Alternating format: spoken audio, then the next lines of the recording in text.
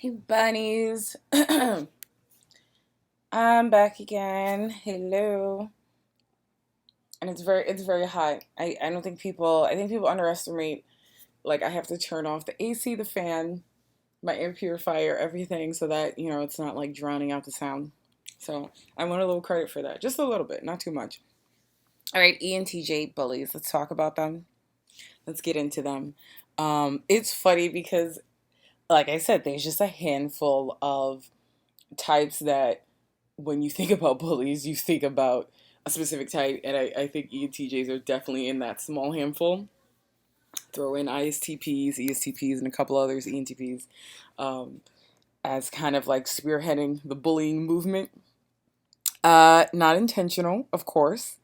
And I think we see a lot of cool things in ENTJs and a lot of suspect things as well. Um, I'll tell you this about an ENTJ leader. An ENTJ leader would literally never ask you to do something they wouldn't do themselves, right? So if they're asking you to get their hands dirty, if they're asking you to get your hands dirty, they're gonna get their hands dirty too. So there is definitely a certain level of ethics and personal morality that they hold. That being said, because they're just these supreme visionaries, they're not gonna let anything get in front of the vision. So if you're getting in between the vision, you're gonna get it. So they can get super defensive, and even at times at the offense, um, they don't back down. And one thing I like from both the female and male ENTJs that I know is that there's never an instance where their personal freedoms or, like they're being disrespected and they just take it. I never see that for them. They're always, always defending themselves. And I think that's something that we can all learn from them. Um, so they're always going to find a practical way to try and um, defend themselves, like, and to also to take up space, which is something all of us can learn. So I know of quite a few ENTJs, some that are successful, some that aren't. I'm going to tell you this: ENTJs, because success for both ENTJs and INTJs, me being INTJ, there's a lot that I can relate to with them, outside of the fact that, my night comes before my day, and so there's a lot more processing and like thought that I take into things before I act. Um, but without a certain level of success, you have to understand, like, ENTJs are going to define themselves by their success and their accomplishments. So if they're lacking in that, there can be a sense of emptiness. Like, what am I doing? So definitely want to talk about the backstory of why you may see these sort of behaviors from them, and definitely a superiority complex. Even if they're becoming successful, it's always more about what they haven't done versus what they've done already. So that makes them both successful, but also not appreciating the success that they've already had. Um, but even with that, they're still the biggest problem solvers. Like, they're not going to just sit and be sad about something. They're going to make something happen with their sadness. They're going to profit from their sadness in some way. And when you look at a healthy, good ENTJ, they're super objective. They take their time to think about things. And you can see them be like almost zen-like in their peacefulness and in their integrity and dignity. And always being productive and pushing people to be the best versions of themselves. Um, but when they're not doing that, oh yeah, they're going to be domineering. Oh yeah, they're going to be crazy, on the violent scale, assertive and or aggressive. Um, because we have similar functions, I would define our anger as people that have both introverted feeling and extroverted sensing as anger that kind of goes up like a slope very quickly and then comes right back down. So they're probably the least likely to hold grudges, right? Um, if you say sorry to them, it's like, all right, moving on. So that's a cool thing. But yeah, the tempers are hot and fiery, and the tempers are, yeah, they have a fucking temper.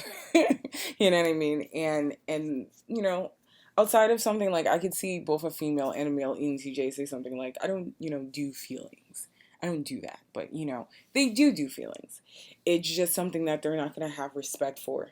And when you look at their demon function, when you look at extroverted feeling as their demon function, Oh, that is intense. Think about extroverted feeling being your demon function. That means you really don't know how to create group morale. It just doesn't come naturally to you. You're always going to defer back to your introverted feeling, which is going to be thinking about how you feel about the situation, how you're interpreting it, how you're inferring, what's going on around you as opposed to what is actually happening around you. So, I have an extroverted feeling in the one right before that. I think it's called the ignoring function.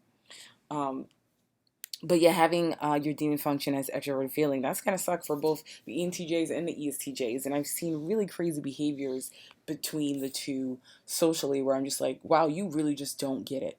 You don't get it. The ones that do get it, I notice that those are the ones that keep a little quiet. They keep a little quiet. They reserve judgment until there's more evidence. And I'm sure that's a difficult thing, being an extrovert. But ultimately, it may be for the greater good, depending on the situations you want to maneuver. Plus, you don't want to be the asshole to people you care about. And I think that ENTJs they're all about self-improvement, all about getting better. So I think ENTJs that do a deep amount of self-awareness and looking into themselves and looking at their patterns, which they're all about pattern recognition, um, that's going to help them the most in growing and not staying in this one place of just denouncing anything that's important to the world, because um, it's similar to INTJs in that they've got Psi and Fey and the shadow functions at the bottom. So it's just not going to be as important to them. It's just not. And then the extroverts are there to make it very abundantly clear that they don't give a crap about, how you feel about something. It's like literally like the meme, literally nobody, no one, ENTJ, I don't give a shit what you feel at any moment. All right? At any moment. And then you're just like, sir, this is a Wendy's. Can we just take your order? Um, but those are immature ENTJs, and we all have our bouts of immaturity. Um, and yeah, that's pretty much that on ENTJs. I think the best thing for them is pattern recognition. I mean, I think that's the best thing for all of us. But it's about what's motivating you, and I think that they're motivated by success and pattern recognition. So that's going to help them to grow, and that's the same for all of us, and also for INTJs as well, to kind of be self-aware about the things we're constantly doing, and then we can alter those patterns. Literally, you want to know how? By just introducing new things as an experiment. Kind of like the Tim Ferriss way. Like, just experiment. I feel like he may be an ENTJ. I'm not 100% sure. But Tim Ferriss might be an ENTJ or an INTJ. I'm not 100%. He could be an ITP too, though. I'm not 100%. But, yeah, experiment. So, ENTJ that is constantly having social problems. But the thing is also, like, a lot of times they're not going to care either that people are, like, buzzing about them. And another thing I noticed is that the attitude of an ENTJ can be so that people that have extroverted feeling in their conscious stack, in the first four functions, will kind of maneuver around them instead of directly dealing with them. And I'm telling you right now, the best way to deal with them is direct. And that's what they're going to respect. And I know this because I'm an INTJ. So that's like the best way to get things through my thick skull. So I can think even more so for an ENTJ. If you have an ENTJ in your bully in your life, just be direct with them. Honestly, if you need to have someone else there as a backup, and ENTJs are weird, they'll respect it. You'll get their respect that way. They're definitely the type where you'll get their respect by doing things that are like going to improve your life, which is weird, right? Because I think in many ways they're great leaders and mentors. But that's a little experiment for you. Experiment with it. Be direct with the ENTJ bully in your life. Tell them what's what, and they'll take a step back and be like, oh. They're not gonna not consider what you said. And they may not consider it in that moment, but they will consider it later that day when they go to sleep. They'll process it through their dreams. Um, so they will consider what you say. It's not like an ESTJ that's just gonna throw everything you say under the rug somewhere. The ENTJ, he'll consider it. They'll consider it. So that's ENTJ bullies. Have you guys encountered any ENTJ bullies? And what are your solutions for dealing with them and kind of like, getting a little bit of your power back? I'd love to hear it. All right, bunnies, that's all for now. I will talk to you later.